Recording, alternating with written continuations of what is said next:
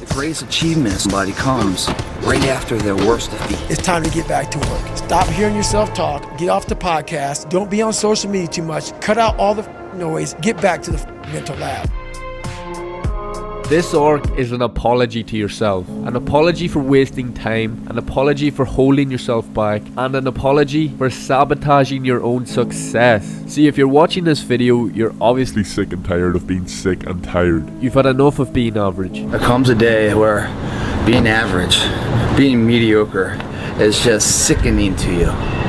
It's just sickening. It makes you want to throw up. And if you're not, you can click off this video because it's probably not for you. See, it's time for the 2.0 version of ourselves to come out. The version of ourselves that's committed to our goals no matter what. The version that feels the fear but does it anyway. And the version of ourselves that attacks our goals relentlessly without procrastination. I'm in this phase too. And for too long I was in a rut. I put off achieving the goals I set for myself. Instead of doing the work that would have progressed my life, I indulged in vices that were no good for me. This is known as escapism. I put off chasing the goals that were important to me because I was scared that people would laugh at me. I always talked about how I was going to achieve such and such goal but never took action on it. I couldn't sit down to focus on any work because I was so distracted. As soon as I felt any resistance from the task, I would just indulge in cheap dopamine.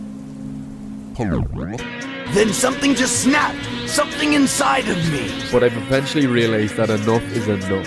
Like, how much more time are we going to spend debating our goals before we get up and do something? Truly ask yourself the question, what would be worse? The pain of getting to the end of your life just to realise you lived in regret, or the pain of enduring a hard task that would give you a sense of accomplishment in yourself? You know the answer, so let me tell you how we are going to make the greatest comeback of our lives and evolve into the best version of ourselves. Time for 2.0. You've got to disappear and spend a few months improving yourself. I don't mean in some emo antisocial way, but instead the Sasuke Uchiha way. See, Sasuke is an Avenger who was written to have a single goal-orientated mindset. What I have is not a dream, because I will make it a reality.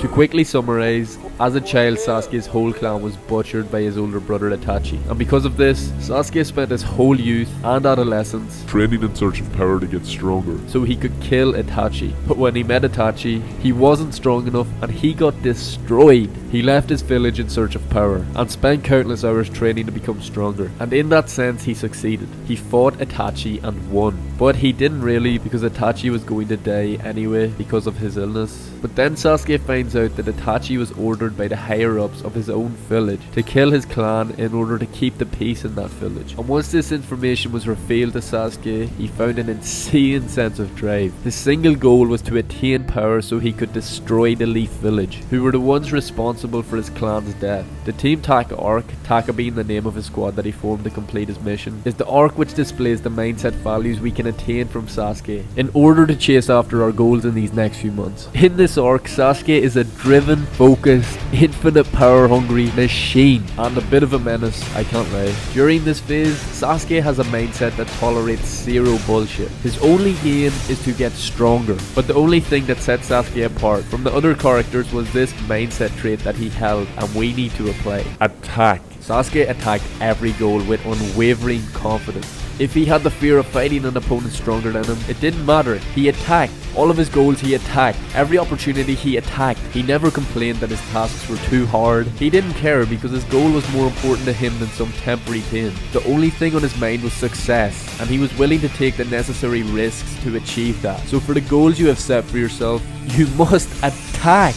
Nothing is going to be achieved by you sitting around debating your goals all day. You have to build momentum and success will come. And you build that momentum with the attacking mindset. During these next few months, you've got to improve every aspect of your life. In other words, you have to reinvent yourself. The best place to start is to form a powerful routine. It sounds like cliche self-improvement talk, but I didn't know how powerful having a routine was until I created one. When you set an early time for yourself to wake up and you eat the frog, which means doing the hardest task you can for that day, first first thing in the morning, it breeds confidence. That's why they say if you win the morning, you win the day. And that means if you keep winning days, you win the week, and keep winning weeks, you win the months, and keep winning months, you win the year. The momentum from the morning just keeps compounding throughout the day. And when you are consistently doing what you say you were going to do, and you consistently accomplish what you said you would accomplish on the day to day, it breeds immense confidence. Personally, I wake up at 6 a.m. and do the hardest thing I can, which is an ice bath and a workout. This immediately sets the tone for the day. You feel confident in yourself, and you can't wait to attack the rest of your goals for the day. For too long, I unknowingly lived resenting myself for being unproductive and lazy, but that's not the case anymore. Basically, just following the Huberman morning routine is the best option. What does your morning routine look like? Wake up. Round about what time? These days around 6:30 a.m. When I wake up, I make a beeline for sunlight. The single best thing you can do for your sleep, your energy, mood, wakefulness, metabolism is to get natural light in your eyes early in the day. I hydrate, I drink water, then I do caffeine about 90 to 120 minutes after waking. You've had your light in the eyes. What have you been doing between that and the yerba mate 90 minutes? I try and do something challenging. I generally will then